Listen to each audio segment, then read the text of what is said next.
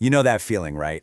That absolute sinking feeling. You're driving, maybe late for something important, and then you see it. A cloud of steam pouring out from under your hood. Your temperature gauge is just screaming into the red zone. That, right there, is your engine overheating. And the one thing that stood between you and a massive repair bill, well, it just failed.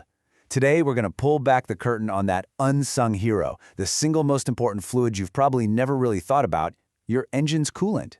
And that's a really good question, because inside your engine, it's basically a world of controlled violence. I'm talking thousands of explosions every single minute generating this intense, metal-melting heat. So what's the first and last line of defense keeping all that chaos in check? It's not the oil, it's not the fan, it's the liquid flowing right through its veins. All right, let's dive into it.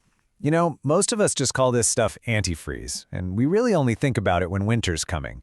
But honestly, calling it that is like calling a firefighter a water sprayer. It totally misses the bigger picture of what this fluid is actually doing for your car every single day of the year.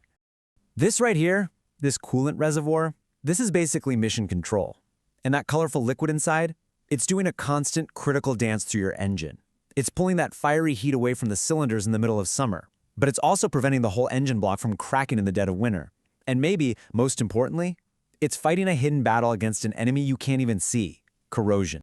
So yeah, it really boils down to these three critical jobs. Job number 1, absorb the insane heat from combustion to stop you from overheating. Number 2, its chemical base, which is usually a type of alcohol called glycol, gives it a super low freezing point so it won't turn to a block of ice and crack your engine. And number 3, and this is the one most people forget, it stops the inside of your engine from literally rusting away from the inside out.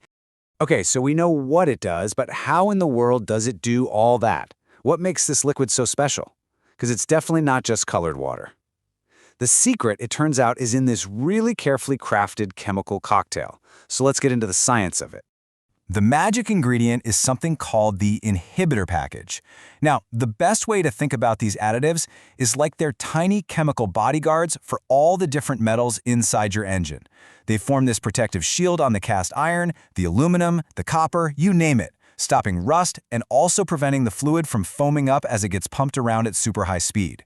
But here's the catch. These bodyguards can't work forever. Just like a real hero in a tough fight, coolant gets worn out from the constant battle.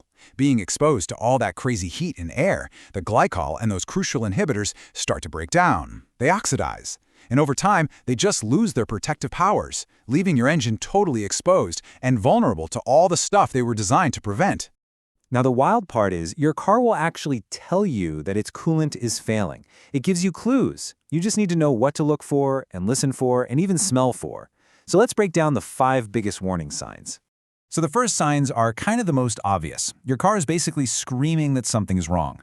That temperature gauge starting to creep up into the red, that's a classic. So is that bright green or pink puddle under your car. But here's one you might not think of. Your heater stops working in the winter. That's because your car's heater actually uses the engine's hot coolant to warm up the cabin.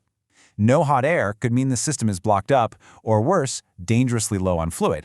And the next clue is one you can see with your own 2 eyes. Just look at the difference here. Healthy coolant is bright and see-through, kind of like juice. But when it goes bad, man, it looks like muddy water. If you pop the cap and see cloudy, brown liquid with little bits of grit floating in it, that's a major red flag. It means those chemical bodyguards have failed and your engine is actively rusting from the inside. All right, next up, use your nose. Healthy coolant has this weirdly sweet, almost syrupy smell. If you catch a whiff of that in your garage or after you park, you almost certainly have a leak somewhere. But be aware of a burnt smell. That is a much more serious sign.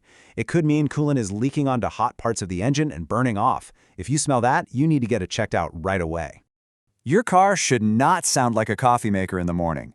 If you hear a gurgling or a sloshing sound when you first start it up, that's a classic sign of air trapped in the system, which probably means your coolant level is too low. Even worse, though, is a hissing sound. That's the sound of the system actually failing under pressure. Hot, pressurized coolant is escaping as steam through a crack or a bad seal. Not good. And finally, we've got the silent sign. Even if you don't see, smell, or hear any of these other problems, coolant has a shelf life. It just breaks down over time and with every mile you drive. So if you can't remember the last time it was changed, or if you've hit that mileage marker in your owner's manual, it's time for a change, period. No other signs needed. Now, everything we've talked about so far applies to pretty much all engines. But for all you diesel owners out there, there's another, whole other layer to this story. The unique physics inside a diesel engine create this special and frankly incredibly destructive problem that gasoline engines just don't have to deal with. It's a phenomenon called cavitation. See, the vibrations inside a diesel engine are so intense, so powerful, they can literally rip the coolant apart, forming these microscopic, airless bubbles. But these aren't harmless. Because there's a vacuum inside them, they collapse almost instantly, with just incredible force. Just look at that number, 60,000 psi. That is the force from the collapse of a single one of these microscopic bubbles. It's been called a microscopic jackhammering effect. And when you have millions of these tiny implosions, it can physically blast away metal from the inside of your engine. It's wild. So to fight this, diesel coolants have special anti-cavitation additives, like nitrite, that form a protective cushion on the metal surfaces. But, and this is the key, those additives get used up defending the engine from that constant jackhammering. And this is exactly why diesel engines need much more frequent coolant service than their gasoline cousins. So the all-important question is, what do we actually do about all this? How do you make sure your engine's hero stays in fighting shape? Well, luckily, the playbook here is pretty straightforward. So what's the magic number for a coolant change? Well, the truth is, there isn't one. As you can see right here, the recommendations are all over the map. For some Fords and Chryslers, it might be every 30 to 50,000 miles. For a GM, it might be all the way out at 150,000 miles. And for diesels, it can be as often as every 30,000 miles or just 2 years. And this brings me to a really critical piece of advice. Ignore the marketing on the jug. It might say it's good for a lifetime, or it protects for 500,000 miles. That bottle has no idea what kind of car you drive. It doesn't know if you have a diesel engine that's jackhammering itself from the inside out. That marketing claim does not, and it absolutely cannot, override what the engineers who actually built your car recommend. Ultimately, it all just comes down to this. The single most important piece of advice from the experts is also the simplest.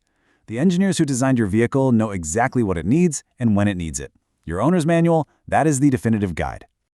So the question I'll leave you with is a simple one.